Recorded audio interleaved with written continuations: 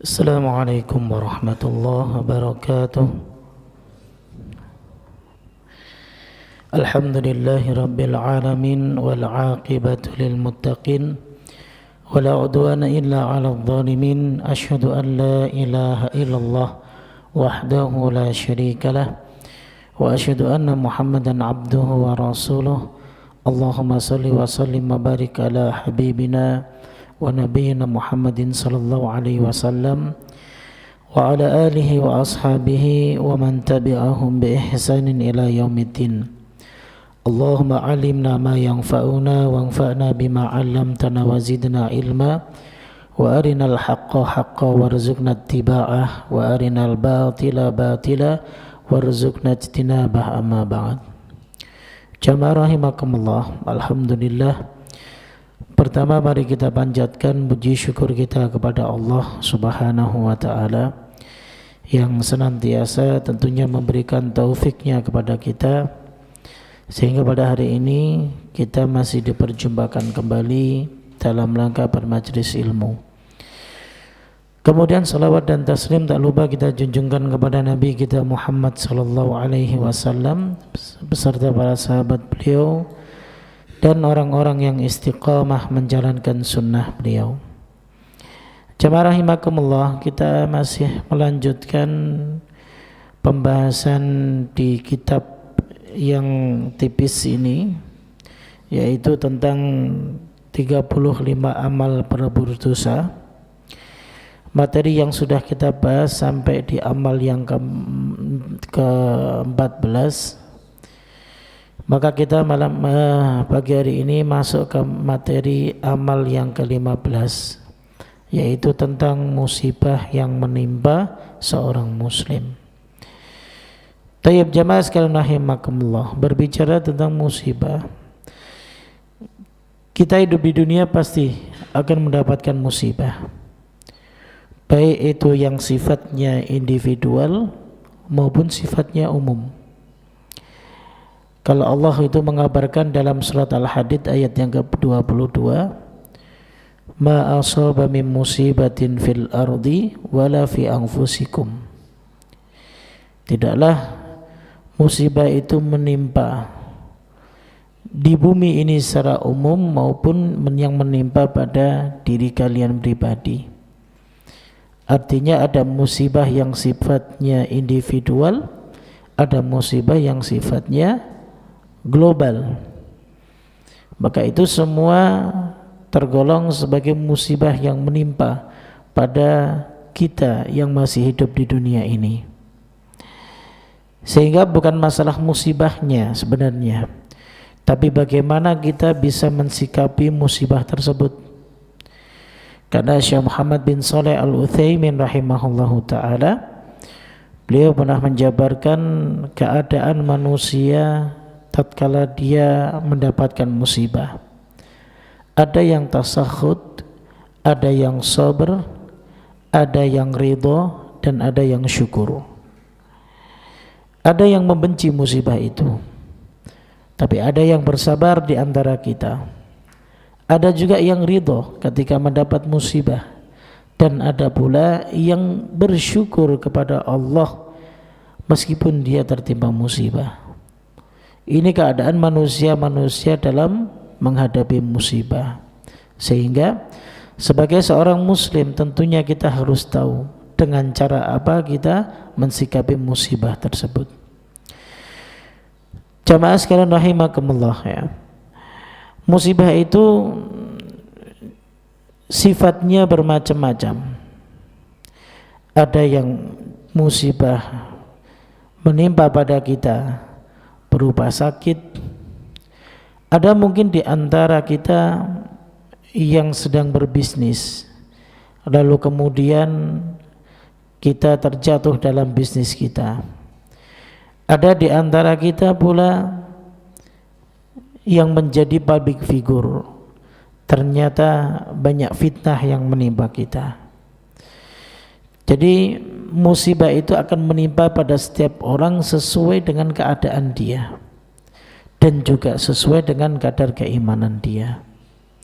Sekali lagi, yang dituntut itu adalah sikap kita terhadap musibah tersebut. Makanya di dalam Al-Quran juga surat Al-Ankabut ayat yang kedua dan ayat yang ketiga, Allah Subhanahu wa ta'ala juga mengabarkan itu kepada kita semuanya. Ahasiban nasu an yutraku ayyakulu amanna wa hum la yuftanun. Apakah sekiranya ketika manusia itu mengatakan kami beriman, kemudian tidak diuji oleh Allah Subhanahu wa ta'ala? Jangankan orang yang beriman, orang kafir pun dapat musibah, orang kaya pun dapat musibah, yang miskin juga dapat musibah, semuanya dapat musibah. Tapi bagi orang-orang yang beriman, mereka tidak cukup dengan keimanan lisan mereka sehingga mereka akan selamat dari ujian yang Allah berikan kepada masing-masing hambanya. Tujuannya untuk apa? Tujuannya adalah walaqad fatannal ladzina min qablihim, dan sungguh jangankan kita, umat-umat terdahulu pun mereka mendapatkan ujian juga, mendapatkan musibah, berbagai macam musibah apapun menimpa pada mereka. Tujuannya apa? Wala ya'lamannallahu alladzina shadaqu wala ya'lamannal kadhibin, agar Allah tahu, ya, dan Allah Maha tahu tentunya siapa di antara kita yang tetap bertahan di atas keimanan kita, ataupun justru kita melepaskan keimanan tersebut. Sehingga amat sangat penting sekali untuk kita ketahui apa sebenarnya yang harus kita lakukan dalam menghadapi musibah apapun yang menimpa pada kita. Tapi yang jelas semakin besar musibah tersebut menimpa pada kita, berarti Allah Subhanahu wa ta'ala sangat mencintai kita. Karena dalam sebuah hadis yang sahih, Rasulullah sallallahu alaihi wasallam bersabda, "Innallaha ta'ala idza ahabba qauman ibtalahum." Allah kalau sudah mencintai suatu kaum, maka tentunya akan diberi ujian bagi mereka. Bahkan sabda Nabi sallallahu alaihi wasallam ketika beliau ditanya tentang asyaddu bala, siapa manusia yang paling berat ujiannya, maka Nabi mengatakan al-anbiya tsummal amthal fal amthal. Yang paling berat adalah para nabi mendapatkan musibah, mendapatkan ujian, kemudian yang semisal dan yang semisal. Sehingga semakin kita beriman kepada Allah, tentunya semakin besar juga musibah dan juga ujian yang akan menimpa pada kita. Nah, di sini jamaah sekalian rahimakumullah, ya, pengarang kitab ini menguak tentang hikmah di balik musibah. Apa hikmah yang bisa kita dapatkan dari musibah tersebut? Banyak sekali hikmah yang dapat kita ambil dari setiap musibah yang menimpa pada kita. Namun beliau mengambil satu hikmah di dalam kitab ini dikhususkan karena dari judul kitab ini saja 35 amal pelebur dosa, sehingga tentunya hikmah di balik musibah itu adalah dosa kita diampuni oleh Allah Subhanahu wa ta'ala. Hadis yang pertama, hadis dari Aisyah radhiyallahu ta'ala anha, Ummul Mukminin. Beliau berkata bahwa Rasulullah sallallahu alaihi wasallam bersabda, "Ma min musibatin tusibul muslim illa kaffarallahu biha anhu hatta syaukati yushakuha." Tidak ada satu musibah pun yang menimpa seorang muslim kecuali Allah menghapus dengannya dosa-dosanya sampai duri yang menusuk dirinya. Jadi mungkin kita menganggap bahwa duri yang menusuk di tubuh kita mungkin saat dimana kita tidak memperhatikan sekeliling kita ketika kita berjalan, Padahal saat itu Allah sedang menghapus dosa kita kalau kita bisa mensikapinya. Ataupun saat mungkin di antara ummahat sedang menjahit celana ataupun pakaian yang berlubang miliknya atau milik suaminya, lalu kemudian terkadang jarum itu mengenai tangannya atau jarinya. Kalau orang dulu ya, atau bahkan sebagian sekarang, maka khurafatnya kalau tertusuk duri ada sesuatu ya. Mungkin ada yang kecelakaan ataupun yang lainnya. Padahal saat itu Allah menginginkan dia, bisa jadi ya, ketika dia sedang melamun untuk menjahit kain-kain yang bolong, Allah inginkan dia untuk mengingat Allah, untuk tetap selalu berzikir kepada Allah. Dan tidak lupa juga jarum yang menusuk pada tubuhnya itu bisa menghapuskan dosa dia, karena itu bagian daripada musibah ya. Sehingga ketika sesepele itu saja bisa mengangkat dosa kita, apalagi perkara-perkara yang lebih besar daripada itu. Maka ini kabar gembira bagi kita sebagai seorang mukmin untuk mensikapinya dengan baik atas musibah yang menimpa pada diri kita. Kemudian hadis yang berikutnya diriwayatkan dari Abu Hurairah radhiyallahu taala anhu, Rasulullah sallallahu alaihi wasallam bersabda, "Ma yusibul muslim min nasabin wala wasabin." Tidak ada sesuatu pun yang menimpa seorang muslim min nasabin, baik berupa letih, keletihan kita dalam ibadah, keletihan kita dalam mencari nafkah, keletihan para ibu-ibu saat mengurus rumahnya, keletihan kita ketika menuntut ilmu ya. Wala wasabin, dan tidak pula kelelahan yang kita alami. Begitu letih dan lelah menjalani kehidupan ini, bermacam-macam hal telah kita lakukan. Wala hammin, dan kesedihan, mungkin ada di antara kita yang tertimpa kesedihan.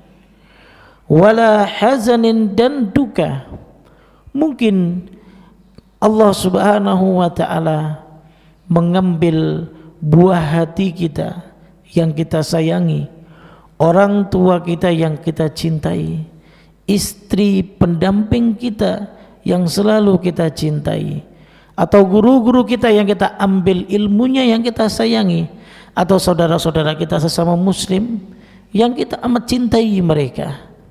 Wala adan, ataupun sakit, mungkin ada di antara kita yang sekarang masih sakit ya, ditimpa penyakit yang belum sembuh, atau dari keluarga kita, istri kita, dari anak-anak kita, atau dari orang tua kita, dan kita saat itu berada di antara mereka.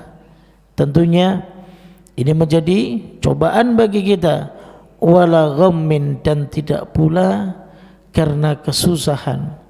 Kita hidup seakan-akan susah, mau mencari apapun sulit. Ada di antara kita yang diuji oleh Allah dengan susahnya mencari nafkah. Ada di antara kita yang diuji oleh Allah dengan susahnya beribadah. Ada di antara kita yang diuji oleh Allah dengan susahnya mencari jodoh dan lain sebagainya ya. Hatta syaukah yushakuha, bahkan sampai duri yang menusuknya. Tadi sudah kita singgung. Illa, ini hikmahnya, kafarallahu biha min khatayahu, Allah akan menghapus dosa-dosa kita ya. Allah akan menghapus dosa-dosa kita. Makanya minimal seorang mukmin itu jamaah, dalam mensikapi musibah paling tidak kita bersabar, minimal. Okay. Jangan sampai kita di bagian yang pertama yang dikatakan Syekh Muhammad bin Shalih Al-Utsaimin rahimahullah ta'ala, tasakhut, membenci. Ya, kita membenci hal itu karena tidak ada yang tahu selain daripada dihapusnya dosa-dosa kita. Tentunya masih banyak hikmah yang akan kita dapatkan dari musibah tersebut. Mungkin ada di antara kita yang terlalu lalai saat Allah memberikan harta kepada kita, saat Allah mensukseskan usaha kita. Pada saat itu Allah uji kita dengan ditimpa musibah, bangkrut. Allah menginginkan kita agar kita kembali lagi kepada Allah saat dimana dulu kita susah. Ketika dulu kita sedang merintis usaha tersebut, apakah porsi ibadah kita tetap sama atau lebih ketika kita disukseskan Allah, atau justru malah kurang? Begitu pula saat dimana kita dulu merengek-rengek meminta jodoh kepada Allah, tatkala Allah berikan jodoh kepada kita, apakah porsi ibadah kita itu masih tetap sama atau justru malah lebih, subhanallah, atau malah berkurang? Sehingga ada perlunya juga Allah subhanahu wa ta'ala menimpakan musibah pada kita, agar supaya kita berada di titik di mana dulu saat kita menikmati begitu lezatnya meminta dan memohon serta merengek-rengek kepada Allah atas keinginan kita. Ya. Jadi pada saat itu pula maka Allah subhanahu wa ta'ala memberikan ujian tersebut kepada kita. Makanya nasihat Nabi alaihi salatu wassalam kepada kita, ta'arraf ilallahi firraha ya'rifka fisyiddah. Kenali Allah dalam keadaan senang, Allah akan mengenalimu dalam keadaan susah. Ya. Kenali Allah dalam keadaan senang, Allah akan mengenalimu dalam keadaan susah. Ini pesan Rasulullah Sallallahu Alaihi Wasallam. Ya. Jadi wajar di saat kita lalai, di saat kita lupa dengan Allah, maka saat itu Allah menegur kita dengan musibah. Berbagai macam musibah. Kuncinya adalah paling tidak minimal kita berada di titik kesabaran atas musibah yang menimpa kepada kita. Begitu. Rasulullah Shallallahu Alaihi Wasallam pernah bersabda ketika Abdullah bin Mas'ud menceritakan saat dirinya masuk mengunjungi Rasulullah Shallallahu Alaihi Wasallam dan beliau dalam keadaan sakit yang sangat keras. Kemudian Abdullah bin Mas'ud bertanya, "Ya Rasulullah, innaka tu'ak wa'kan syadidan." Wahai Rasulullah, sungguh engkau tertimpa sakit yang begitu keras. Qala, kata Rasulullah, ajal, benar. Ini aku kama yu'aku rajulani minkum. Aku kalau tertimpa penyakit atau tertimpa musibah itu 2 kali lipat dari musibah yang menimpa kepada orang-orang biasa seperti kalian. Mungkin kalau kita panas biasa itu 40 derajat, kalau Rasulullah dari batas normalnya 36 derajat berarti 44 derajat. Mungkin kalau musibah itu menimpa kepada buah hati kita yang sakit tidak sembuh-sembuh, kalau Rasulullah mendapatkan musibah putra-putra beliau meninggal. Jadi 2 kali lipat musibah itu menimpa pada Rasul Sallallahu Alaihi Wasallam. Maka Abdullah bin Mas'ud mengatakan, dzalika li anna laka ajrain. Ya. Yang demikian itu karena memang bagimu 2 pahala. Qala ajal, kata Nabi, benar. Dzalika kadzalik, yang itu demikianlah. Karena ma min muslimin yusibuhu adha syaukatin fama fawqaha yushakuha illa kaffarallahu biha sayyi'atih kama tahuttus syajaratu waraqaha. Karena tidaklah seorang muslim ketika tertimpa musibah, penyakit yang mungkin hanya tertusuk duri atau yang lebih daripada itu, maka Allah akan menghapus segala kesalahannya. Kama tahuttus syajaratu waraqaha, sebagaimana pohon yang menggugurkan daunnya. Sebegitunya Allah Subhanahu wa ta'ala cinta kepada kita, sehingga akan lebih baiknya tidak hanya bersabar dalam menghadapi musibah, tapi coba ditingkatkan sedikit menjadi ridho. Karena orang yang bersabar, sabar itu ada dua kemungkinan.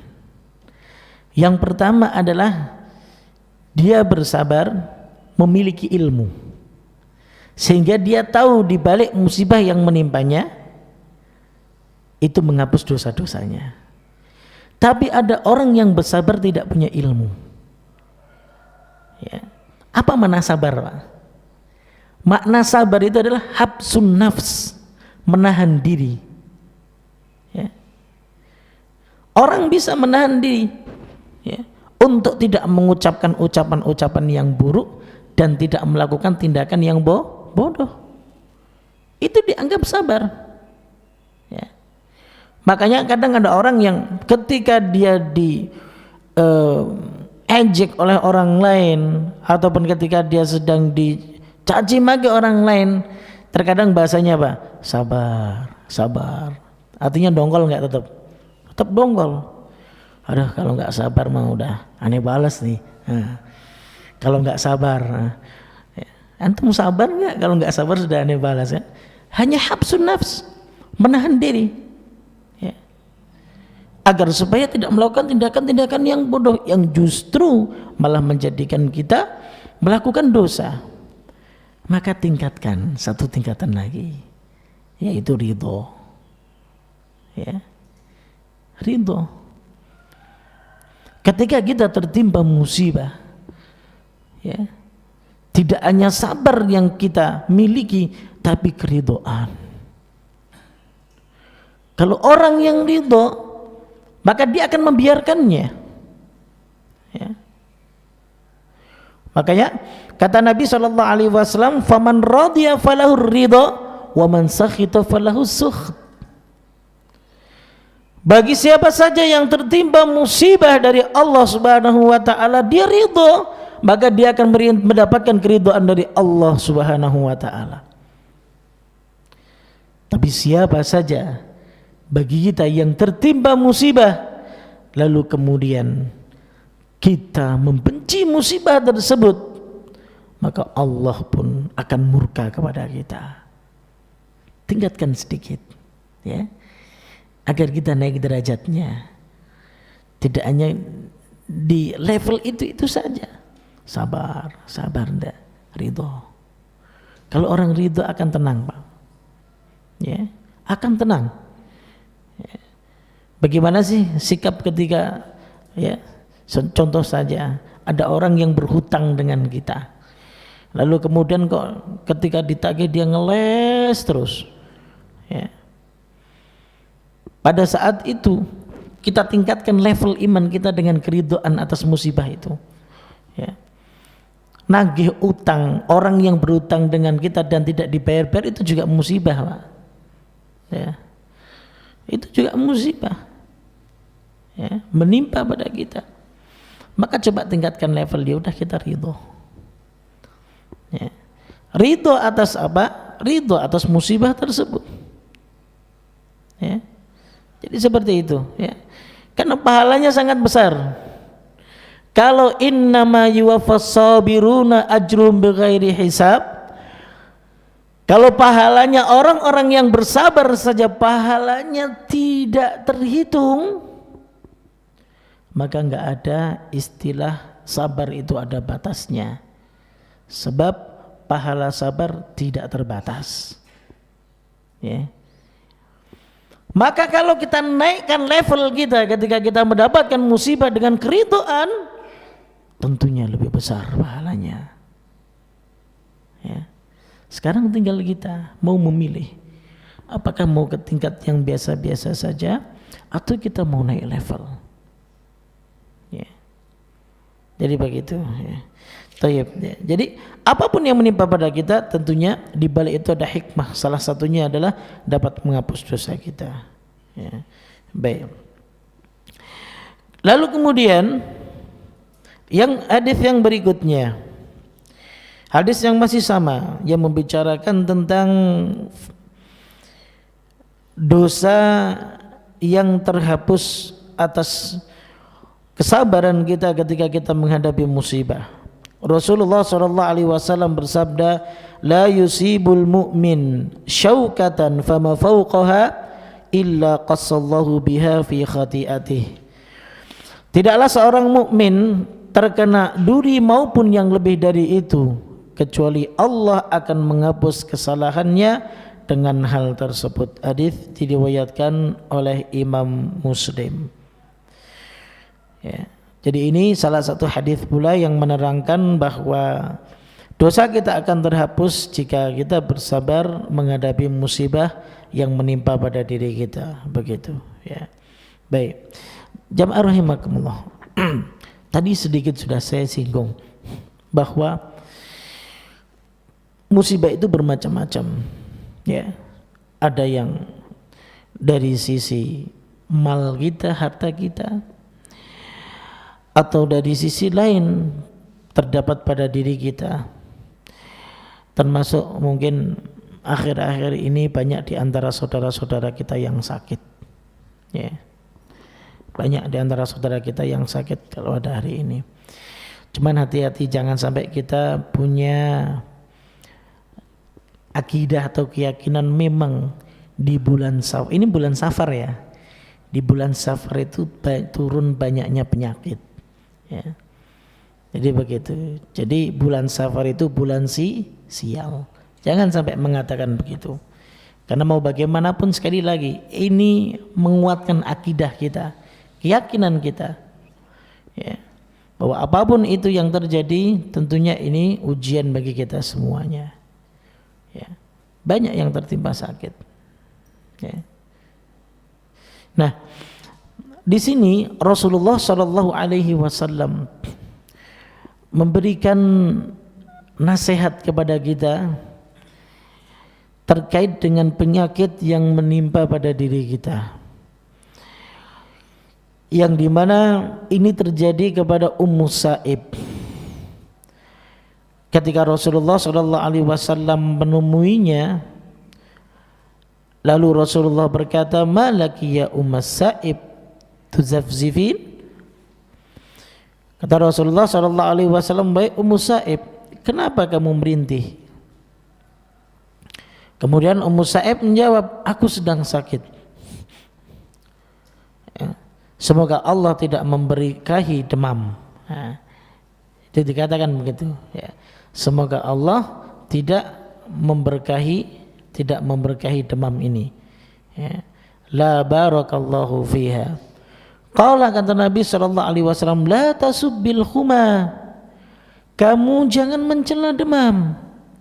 Fa innaha tudhibu khataya bani Adam, karena meskipun itu hanya penyakit demam, dia akan menghapus dosa anak cucu Adam.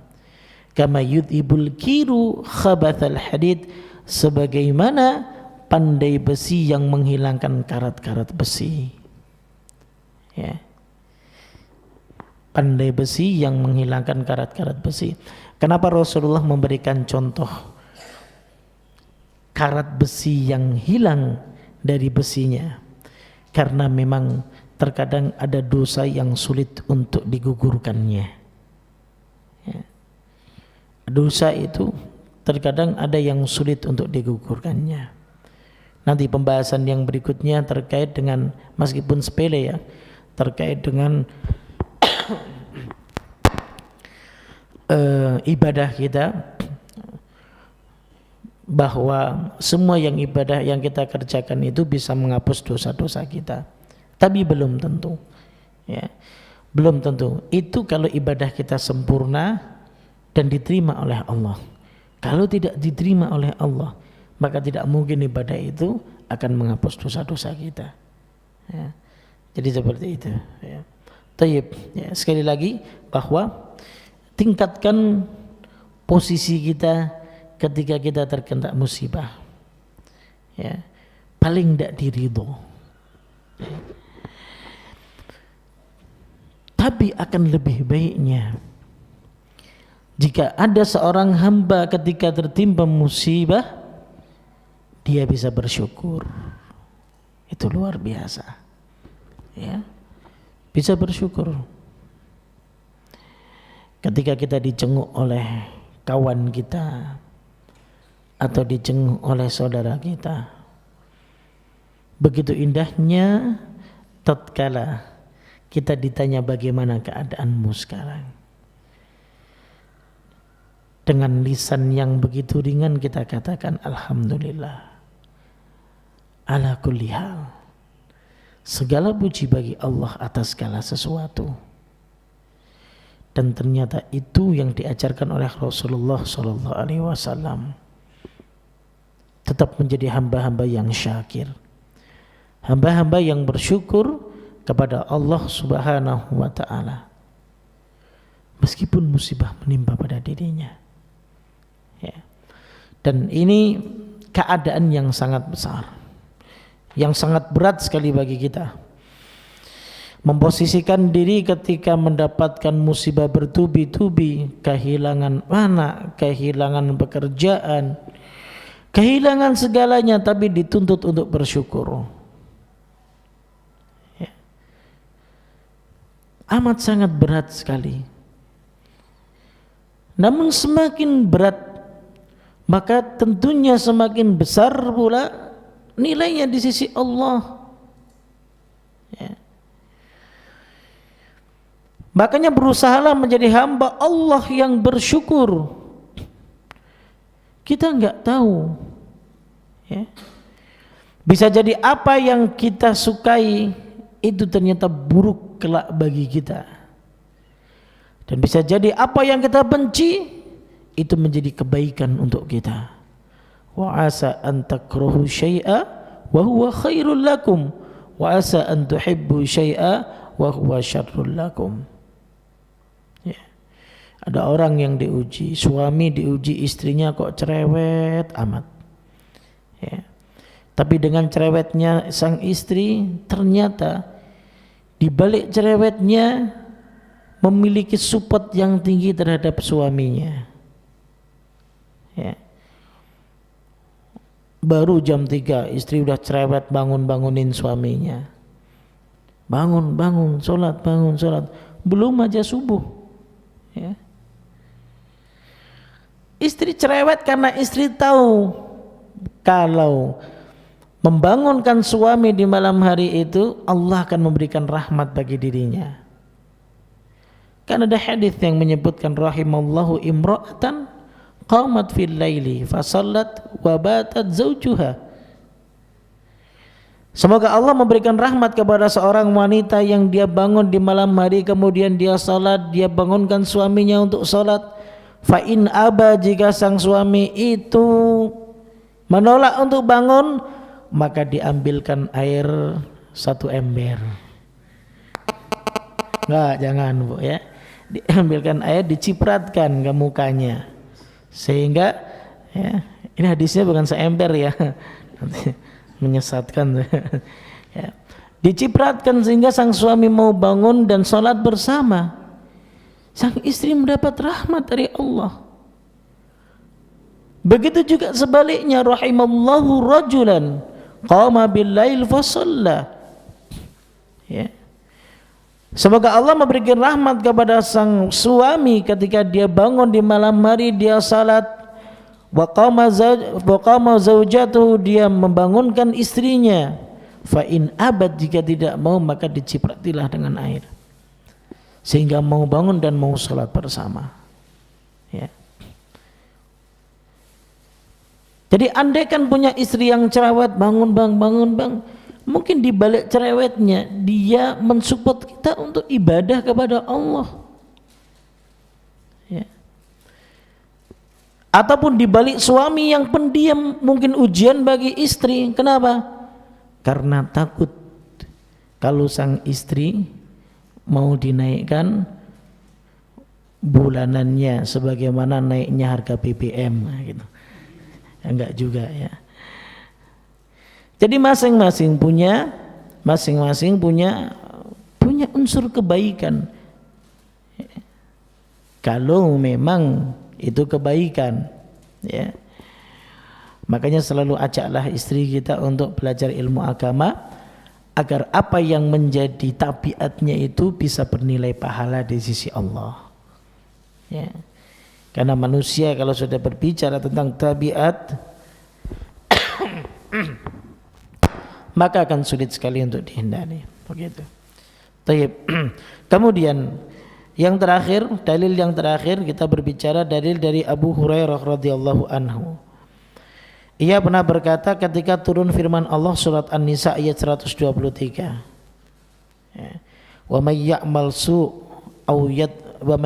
su' barang siapa yang berbuat kejahatan niscaya akan diberi balasan atas perbuatan jahatnya. Maka beliau mengatakan ayat ini berat dirasakan kaum muslimin.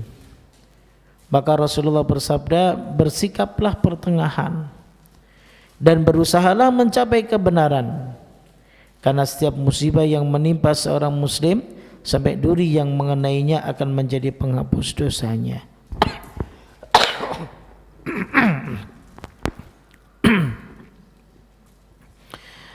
Maka kata Al-Imam An-Nawawi rahimahullahu ta'ala dalam Syarhul Muslim, beliau mengatakan dalam beberapa hadis yang telah kita bahas barusan terdapat berita gembira bagi seorang mukmin karena sedikit sekali orang yang tidak tertimpa musibah begini.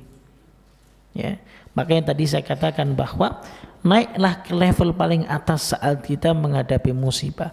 Bersyukur kepada Allah.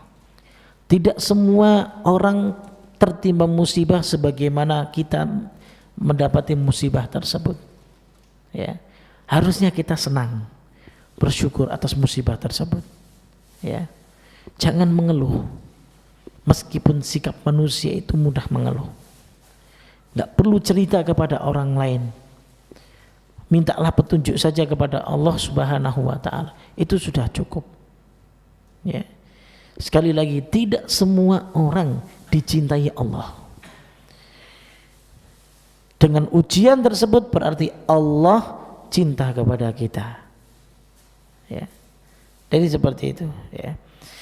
Misal berupa sakit dan musibah-musibah lainnya meskipun ringan bisa menghapus dosa, mengangkat derajat dan menambah kebaikan.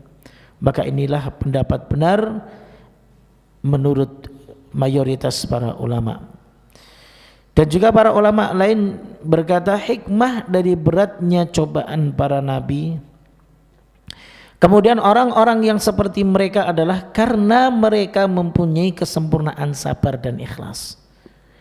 Dan mereka mengetahui bahwa semua itu adalah nikmat dari Allah agar kebaikan disempurnakan dan pahala mereka dilipat gandakan. Sekali lagi bahwa yang kita harapkan itu adalah kesempurnaan pahala dari Allah, ya, serta pelipat gandaan dari pahala tersebut. Sehingga hadapilah setiap apa yang menimpa pada diri kita itu dengan tetap menjaga lisan dan perbuatan kita. Syukur-syukur kita tetap bersyukur kepada Allah Subhanahu wa ta'ala, karena itulah sikap yang terbaik di antara sikap kita saat kita mendapatkan musibah dari Allah Subhanahu wa ta'ala. Mungkin ini ya yang bisa kami sampaikan, mudah-mudahan memberikan manfaat bagi kita semuanya. Baik, sebelum kita tutup, ada yang ditanyakan, silahkan.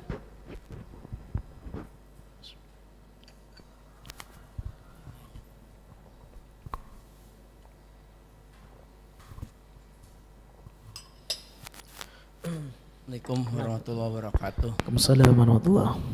Masalah ikhlas sama sabar itu tadi kan dapat pahala kalau kita berikhlas sabar.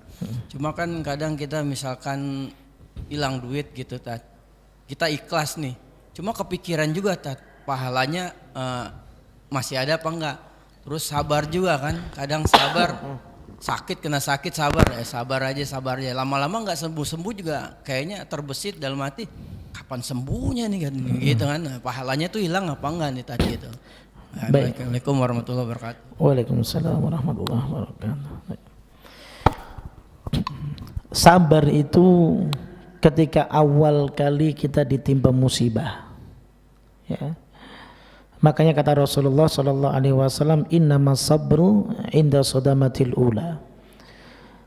Orang disebut sabar itu ketika saat dimana dia ditimpa musibah lalu kemudian dia mau bersabar di situ. Adapun hati itu tidak bisa dipungkiri, ya.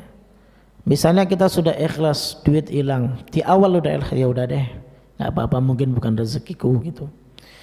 Lalu kemudian terngiang-ngiang, ya, terbayang-bayang tuh, aduh, cepek tuh lumayan, ya. Bini udah ngerongrong di rumah, ya. Kita punya duit dan gitu, ya. Baik, itu sikap manusia yang wajar manusiawi. Tapi jangan menghilangkan kesabaran dan keikhlasan kita. Artinya jangan menghilangkan kesabaran dan keikhlasan kita. Aduh, kurang ngajar, duit bisa hilang, bahasanya begitu. Kemudian dengan sikap yang bodoh, maka itu bisa menghilangkan pahala kita dari Allah, ya. Sama ketika kita tertimpa musibah, mengeluh itu sikap manusia. Setiap manusia itu punya sifat mengeluh, ya. Makanya Allah sebutkan dalam Al-Quran apa? Innal insana khuliqa halu'a. Manusia itu memang diciptakan punya sifat yang pasti melekat pada diri mereka, yaitu sifat mengeluh, ya. Baik, tidak mengapa ketika kok ada penyakit nggak sembuh-sembuh lalu kemudian kita ya Allah, ya, kok belum sembuh, ya. Ini keluhan yang wajar, ya. Keluhan yang wajar, cuma jangan sampai kita mengucapkan kalimat engkau enggak sayang sama aku ya Allah, ya Allah, kenapa engkau enggak adil ya Allah, si fulan enggak pernah sakit, si fulan anaknya enggak pernah sakit, padahal dia enggak sholat, saya yang sholatnya terus, anak saya sakit terus gitu. Begitu, ya. Nah ini ucapan seperti ini bisa menghapus pahala kita, ya. Atau dengan melakukan perbuatan-perbuatan yang lain, saking keselnya kita pukul-pukul tembok, ya. Saking marahnya anak nggak sembuh-sembuh, ya. Ngabisin uang saja buat berobat. Hal-hal yang seperti itu bisa menghapus pahala kita, ya.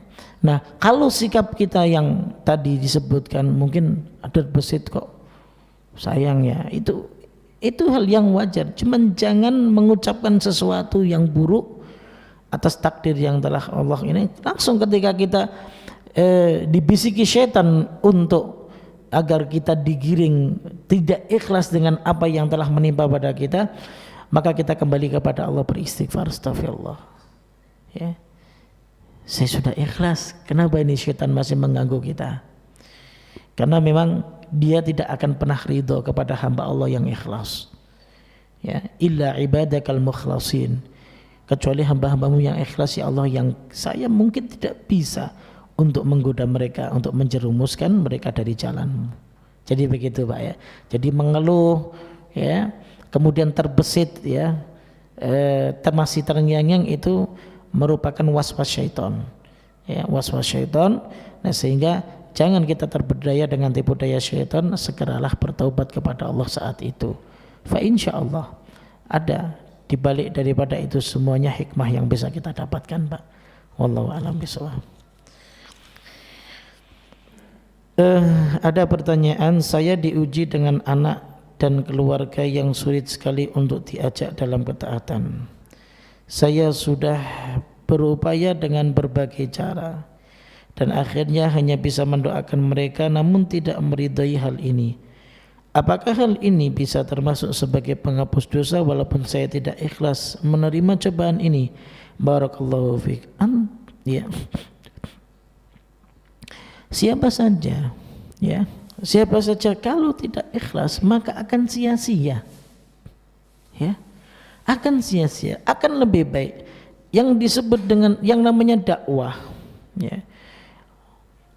Namanya dakwah itu bukan prioritas kita, ya, bukan prioritas ataupun bahasanya ini, itu bukan hak kita untuk menjadikan orang itu baik.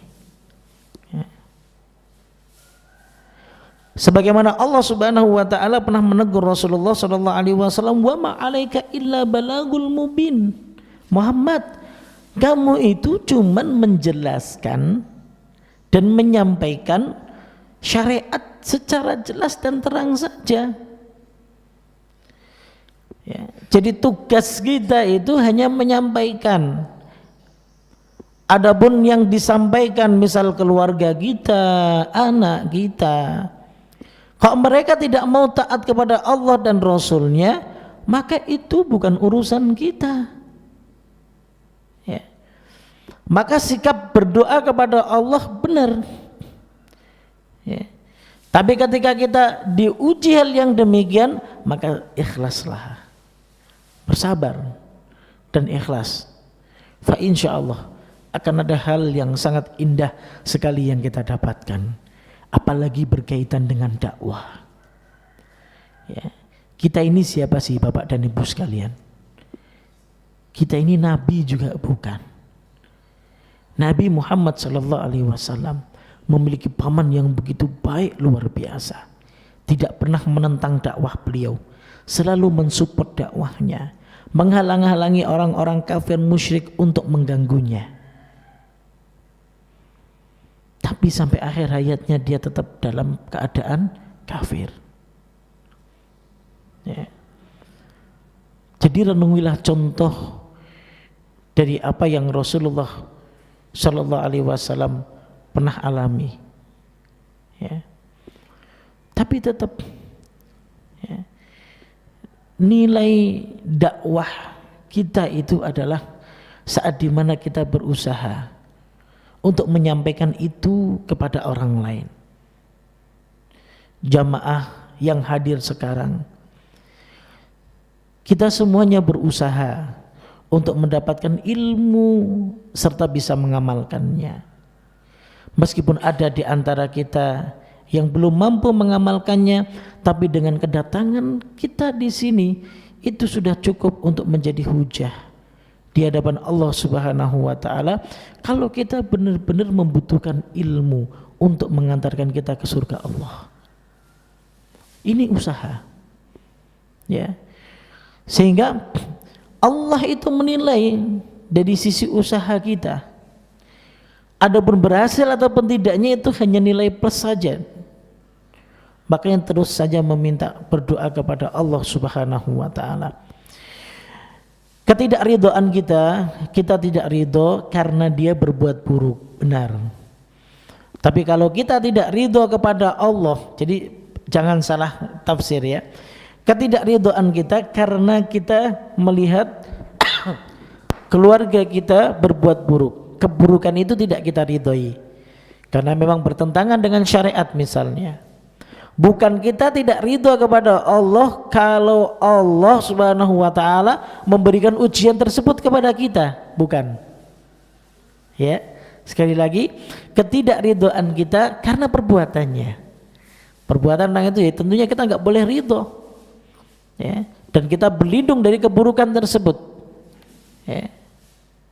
Tapi jangan sampai kita tidak ridho atas musibah yang menimpa kepada kita tersebut. Kita tetap ridho, ya Allah, hamba-Mu ridho, ya, atas ujian ini.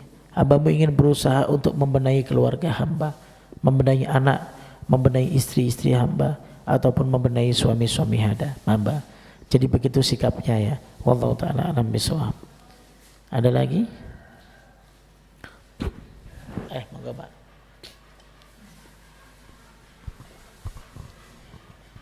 Assalamualaikum warahmatullahi wabarakatuh. Waalaikumsalam. Begini Pak Ustadz, ya. Saya pernah membaca satu risalah bahwa seorang ibu anaknya sakit parah, nggak sembuh-sembuh.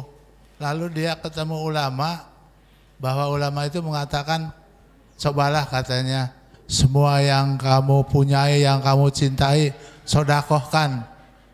Lalu Masya Allah katanya anaknya sembuh Pak. Bagaimana tuh Pak? Terima kasih. Tayyib. Baik. Di antara hikmah daripada sedekah itu adalah menolak bala. Menolak bala dalam tanda kutip menolak musibah yang menimpa pada kita. Ya, jadi fungsinya seperti itu, ya. Jadi bisa ya kita perbanyak bersedekah, kita perbanyak beribadah kepada Allah Pak, agar supaya dengan itu menjadi wasilah bagi kita untuk memohon kepada Allah agar supaya keluarga kita diberikan kesehatan, diangkat kesulitannya dan dihilangkan kesedihannya. Itu ya dibenarkan. Dengan cara itu kita bisa mendapatkan ya, ataupun bisa teringankan musibah dari kita. Jadi betul. Kali bagian daripada petunjuk dari Nabi SAW, karena dengan salah satunya bersedekah dan juga ada yang lain lagi dengan memperbanyak beramal soleh, maka itu bisa mengangkat setiap musibah yang menimpa pada diri kita. Jadi seperti itu. Benar ya, itu dibenarkan. Wallahu a'lam bishawab. Tapi kemudian andaikan kok kita sudah sedekah, loh kok nggak sembuh-sembuh ya, nah, misal ya, tetap bersabar terus ya. Barangkali besoknya lagi, barangkali besoknya lagi, kita nggak ada yang tahu. Tetap rutinkan dan jangan lupa kalau sudah disembuhkan ya tetap bersedekah terus. Mungkin bisa jadi Allah menegur kita dan memberi petunjuk kepada kita dengan itu. Mungkin sebelumnya kita lalai untuk bersedekah kepada Allah Subhanahu wa taala. Dengan adanya musibah itu akhirnya kita bisa merutinkan satu ibadah, yaitu bersedekah kepada orang-orang yang tidak mampu. Seperti itu Pak, wallahu a'lam. Cukup? Baik, kita cukupkan. Subhanakallah bihamdik, asyhadu an la ilaha illa anta, astaghfiruka wa atubu ilaik. Assalamualaikum warahmatullahi wabarakatuh.